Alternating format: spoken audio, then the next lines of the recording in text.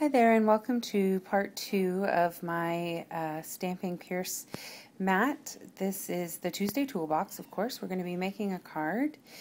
This here is the Holiday Frames embossing folder. It is in the Holiday Mini. I really love it. It's quite intricate. If you look at it closely, you'll see there's Christmas trees, and it really looks like a wreath. I don't know, that thought of it looking like a wreath has given me some ideas. We'll have to see what creativity brings in the next few weeks. So I have my multi-purpose platform set on tab 1, which is standard for embossing folders. Just putting it through my Big Shot. And then I'm going to adhere it down to a piece of cherry cobbler cardstock. The colors that we're working here with are Cherry Cobbler and Baja Breeze. I'm putting the snail on the pieces that are not embossed because I don't want to press down and ruin the really intricate image that's there.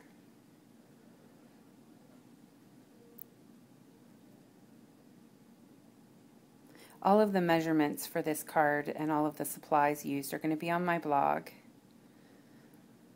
It's a standard A2 card though. So now we're going to stamp. So I've got my the Stampin' Pierce mat out. And the first thing we're going to do is stamp an ornament from the Keepsake Ornaments collection. Now my Cherry Cobbler ink pad is dry and I need to order a refill for it. So I'm just using my marker here in a pinch. You see I'm just using the brush tip and I'm only using the side of it. So I don't want to use the tip of this because it'll fray it and ruin it.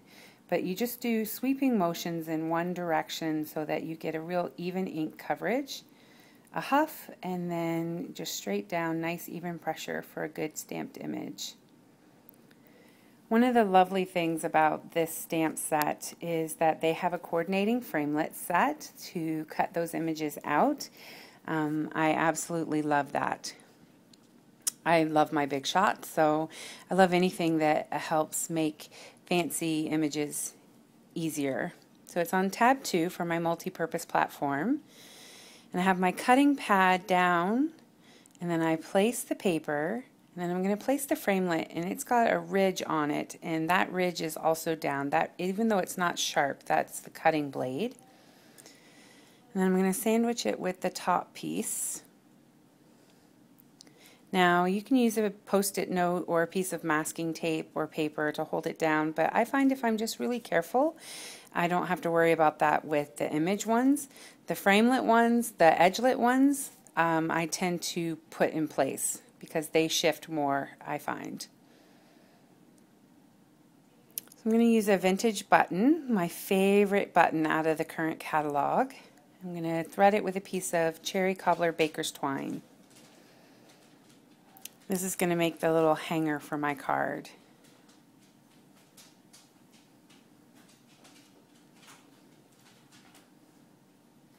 I really like them because they're faceted, and so even though they're not really sparkly, they do sparkle. I like anything that sparkles. I'm just going to use a glue dot to adhere it down to the top.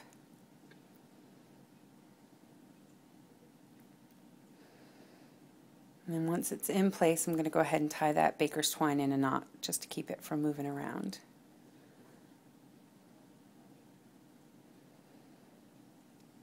Just like that. So now we're going to do the paper piercing. On the mat, there are guidelines along the side on the basic mat, and they give a 1/8 of an inch border. And so if you line up the hash marks along the edge with the edge of your paper, that's going to guarantee that all your paper piercing is going to be evenly spaced from the edge.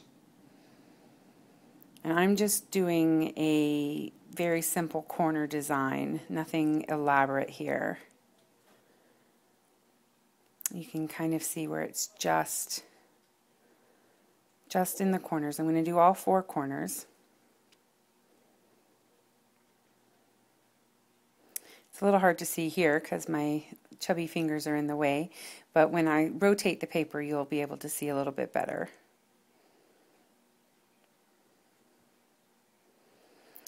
You can see on the guide that there's different outlines. So on this particular guide it's the outlines for the edgelets.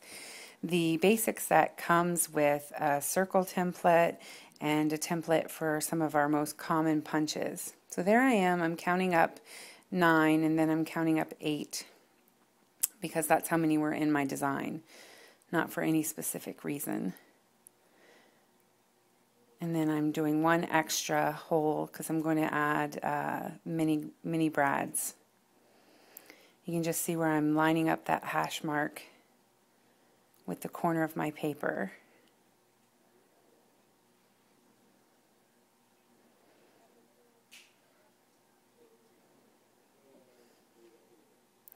Really, this card is quite simple. It comes together quite quickly, but it's just got a lot of little details that really make it pretty.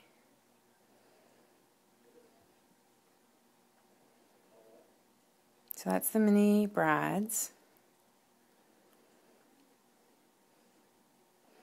You can see how easy it was to do that piercing.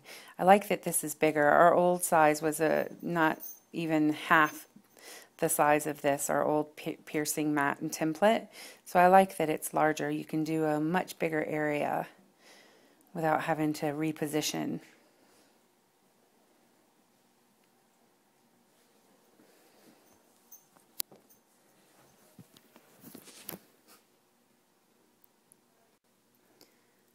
Okay, so now we're going to attach the ornament to the front, and you can see the little Christmas tree detail at the bottom of the wreath-like embossed image, and that's how I know that's the bottom.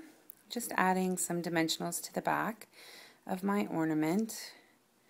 You can see I'm at the end of a dimensional sheet. I always cut up the edges and use those too. Nothing goes to waste.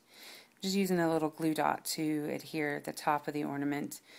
I didn't want to add any more dimension there because that button's already got it kind of popped up quite a bit. So I'm just going to line it up.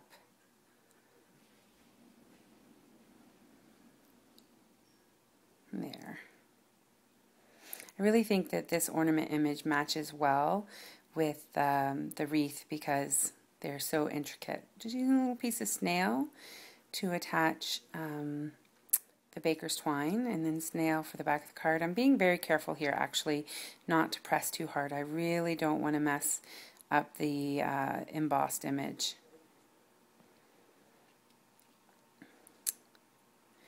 And then there's the Baja Breeze. Now that's just a half sheet of cardstock that's been scored at 4 1/4, and that makes the standard A2 size card. I use my bone folder to give it a good crease, and we're just going to adhere it down. I toyed with adding a sentiment on there, and it really just started looking fussy. So the first version of this card that I made for myself did have a sentiment, but here I'm using my two-way glue pen, and I'm just going to trace the design on the ornament. Now, not because I think that that's going to make the glitter show any better, but I didn't want to just draw all over it because it'll make the ink run and give it a muddy look. I really want to make sure that you can see the pattern and the design on the stamp through the dazzling diamonds, which is just fun to say. And there's such a super sparkly glitter. Just using my coffee filter to catch it again. I've said in the past, coffee filters are great for this and embossing powder. They have no static to them, so you can shake your powder right into it, and then it just pours right back into the little container. No mess. It's a great little tip and trick. And then you can use them a few times and toss them away. See, just like that. I just poured it in and it was done. I love how super sparkly that is. So I'm using a little piece of Baja Breeze seam binding ribbon, and I just tie the bow while it's still on the spool and cut off what I need. I went ahead and did one in advance though, because if I tried to do that on camera I would sit there and fuss with it forever. I'm going to attach it with a few glue dots. Normally I would only use one, but because it's going to be going over this baker's twine as well as the cardstock, I wanted to make sure that it stuck really well. There we have it. So if you have any questions, make sure comment and let me know.